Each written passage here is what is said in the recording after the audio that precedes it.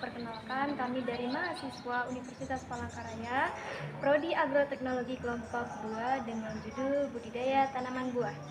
Di sini kami akan mewawancarai Ibu selaku pemilik dari wisata agro lingkar luar Larosa tentang tanaman buah, bagaimana cara membudidayakannya, cara merawatnya sebagai petani dari kebun buah.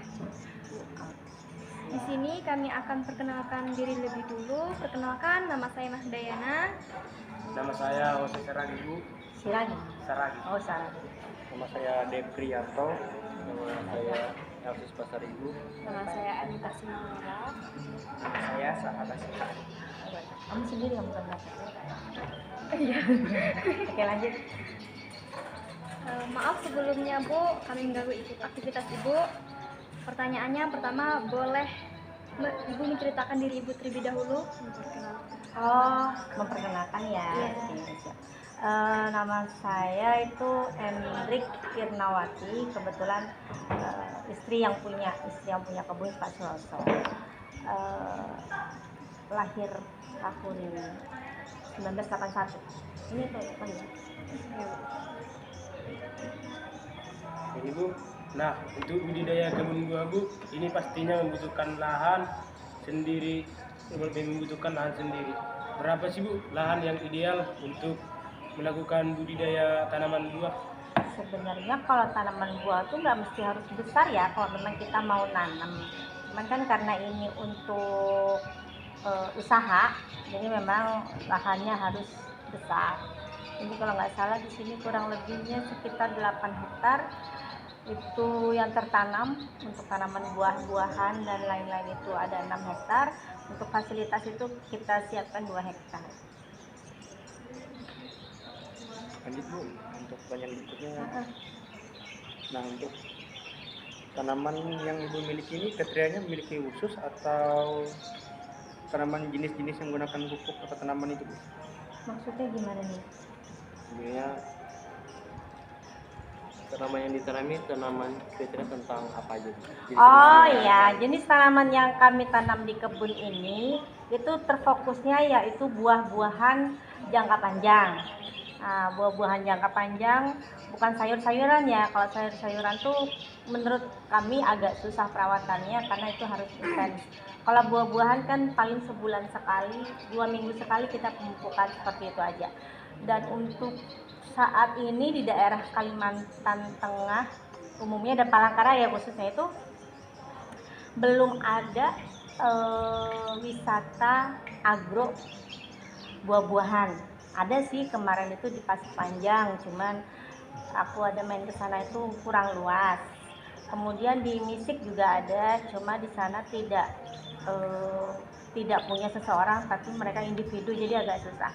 Makanya di sini aku berpikir kita coba buka wisata untuk buah-buahan, karena kan kalau buah-buahan itu lebih mudah marketingnya kalau mereka melihat langsung pohonnya dan bisa langsung memetiknya di tempat.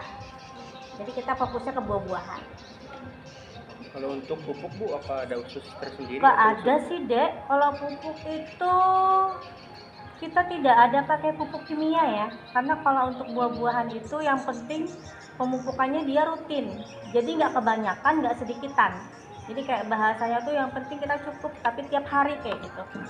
Itu paling yang dipakai tuh cuma kotoran hewan, ayam, kambing, sama apa ya, nggak ada sih, itu aja untuk pupuknya. Paling penyemprotan itu apabila ada hama aja.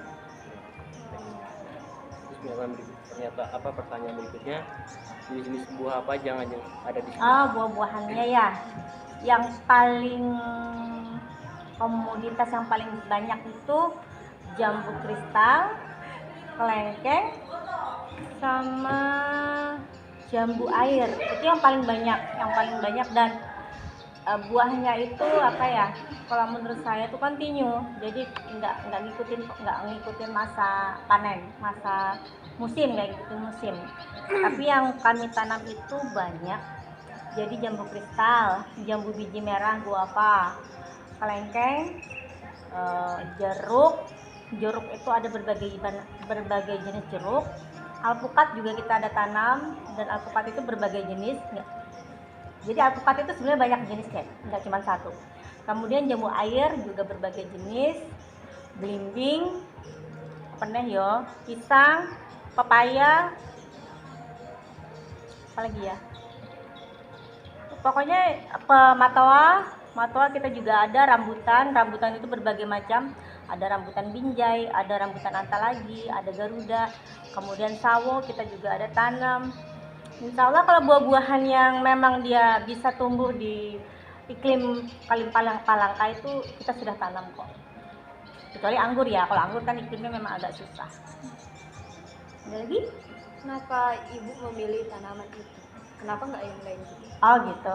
Ya itu tadi dek, kalau aku nanam kayak semacam sayuran ya, sayuran itu kan perawatannya sangat-sangat rumit. Kalau menurut saya perawatannya sangat rumit, dan kalau sayuran atau palawija itu sehabis panen kita harus ngolah tanah lagi, capek lagi. Itu kalau palawija. Tapi kalau buah-buahan tidak. Jadi kita sekali tanam, yang penting kita ngerawatnya intensif, panen terus. Itu dia. Kenapa kita pengen tanam buah-buahan itu sekali tanam, tapi panennya berkali-kali. Beda dengan palawija itu sekali tanam panennya sekali. Kita bikin lagi, kita ngolah lagi. Nah kalau buah-buahan enggak. Itu sih intinya kita kenapa milih buah-buahan. Pertanyaan selanjutnya Ibu, ini untuk tentang hamanya. Oh hama. Cara ini untuk mengatasi hamanya itu bagaimana Oh caranya? ya. Jadi kalau hama buah-buahan itu kan kebetulan kita tanam buah-buahannya itu hampir berdekatan. Jadi caranya itu kita semprot dulu untuk yang buah kelengkeng misalkan. Kan hamanya beda-beda tuh kadang-kadang antara kelengkeng sama belimbing. Jadi kita semprot dulu kelengkeng, nanti minggu depan kita semprot lagi untuk belimbing. Minggu depannya lagi kita semprot. Nah itu jenjangnya itu per 2 minggu deh. Kalau ada hama ya. Nah, tapi kalau hamanya udah nggak ada, maaf bukan 2 minggu, 1 bulan. Bukan 2 minggu ya. 2 minggu itu kalau ada hama. Nah tapi kalau hamanya tidak ada, kita tetap semprot. Tapi sebulan sekali. Itu untuk mengatasi, memberikan dia kayak semacam imunitas ya. Jadi sebelum dia diserang hama, dia sudah kuat duluan gitu. Jadi kalau pas lagi ada hama itu 2 minggu sekali. Tapi kalau hamanya sudah nggak ada, tetap kita semprot, tapi sebulan sekali untuk kekuatan dia. Ada lagi kah? Nah, untuk apanya Bu? Jangka waktu yang dibutuhkan pada setiap tanam untuk bisa dipanen itu Beda-beda. Contohnya? Jadi kalau untuk buah-buahan itu beda-beda ya dek. Contohnya yang kita tanam, yang sekali tanam cepat berbuah itu jambu kristal sama pepaya. Nah kalau pepaya kan paling 2 bulan, 6 bulan itu dia sudah panen. Jambu kristal pun gitu, 6 bulan, nggak sampai 6 bulan, 3 bulan dia sudah panen. Cuman kita nggak bikin dia panen dulu, kita bentuk dia badan dulu. Jadi paling cepat itu 6 bulan. Jambu kristal sama apa tadi? Pepaya. Jambu kristal, pepaya, belimbing. Nah buah yang agak lama itu kelengkeng, itu ada 1 tahun, terus kelapa, mangga, tergantung sih dek. Kalau bibitnya dia dari stek, itu sebenarnya kita mau membuahkan itu cepat aja. Cuman kasihan badannya kalau dia belum besar terus dibuahkan, jadi bahasa Banjarnya tuh bangking ya. Makanya sebenarnya bisa dibuahkan, tapi biar dia berbentuk badan dulu sampai bagus baru dibuahkan. Yang paling cepat itu jambu kristal sama pepaya sih, itu paling cepat. Dan itu tidak, jambu kristal dan pepaya itu sekali tanam panennya terus menerus sampai setahun, 2 tahun, 3 tahun.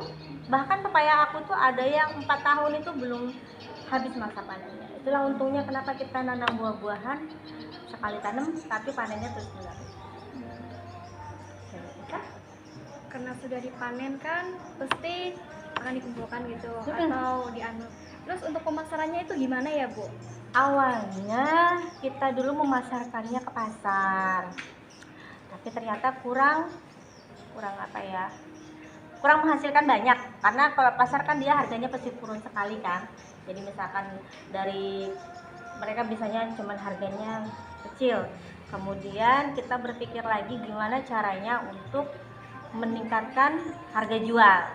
Nah, untuk meningkatkan harga jual akhirnya kami inisiatif untuk membuka wisata. Pertama kita buka dulu ini apa namanya gazebo. Jadi kita buka wisata. Kalau wisata sudah kita buka, otomatis harga yang biasa kita ke pasar cuma 3.000, di wisata kita bisa jual jadi 6.000 sampai 7.000. Jadi lebih menguntungkan kita buka wisata petik buah sendiri daripada kita jual ke pasaran. Nah, sekarang jadilah wisata. Kalau dulu kita ke pasar jualnya. Karena 8 hektar itu tidak cukup untuk memasok di suatu wilayah, misalnya ke pedagang kaki lima pinggir jalan di kota, nggak cukup. Makanya saya bilang di awal tadi idealnya di atas 20 hektar baru bisa. Kalau sekarang ini hanya mencukupin wisatawan yang datang ke sini pengen petik sama keluarga, pengen sama teman-teman kantor, pengen sama teman-teman paguyuban dan komunitas, itu saja. Jadi kita nggak perlu marketing yang rumit, karena memang kita desain kebun ini untuk dikunjungi oleh warga. Lanjut Pak, ini kan Bapaknya tidak menjual buahnya secara langsung. Nah, untuk cara mengantisipasi kan Bapak ini cuman memanfaatkan orang yang datang ke sini. Apabila orangnya kurang datang ke sini, terus buahnya banyak, terus Bapak cara mengatasi untuk kedepannya gimana Pak? Untuk tetap berproduksi gitu, tetap lanjut. Selama ini kita mulai buka tahun 2018, produktifnya tahun 2001 kita buka untuk umum, kita masih kekurangan buah. Jadi belum pernah kita sampai overload, buah tidak terserap. Dan ini juga saya yakin makin lama makin dikenal orang, akan makin banyak masyarakat datang ke sini, berarti akan lebih banyak buah yang harus kita siapkan. Jadi tidak pernah buah sampai mubazir, sampai tidak terserap. Dan sebenarnya banyak sih sudah reseller yang pengen ikut menjual, tapi karena untuk kebutuhan kita jual di kebun saja kurang, kita juga tidak bisa melayani. Jadi ini selalu sold out itu ya. Pak ya. Nah, jadi itu yang kami tanyakan Pak. Tips dan trik Pak untuk pemula Pak, yang kami seperti ini Pak. Jadi untuk pemula itu tidak perlu banyak riset. Kalau kalian sudah bulat tekadnya untuk membuat kebun untuk menjadi sebuah wisata, segera saja mulai. Karena ketika kalian mulai, di sana ada proses. Nah, ketika ada proses itu kalian kuat, berarti kalian berhasil. Tapi begitu ada proses kalian tidak kuat dan mundur, berarti kalian gagal. Karena bisnis itu bukan seberapa besar kalian punya modal, bukan seberapa pintar kalian mengelola, bukan seberapa siap kalian, tapi kapan kalian mulai. Nah, ini aja tipnya ya. Jadi usaha itu bukan semua yang tadi. Kapan kalian mau mulai?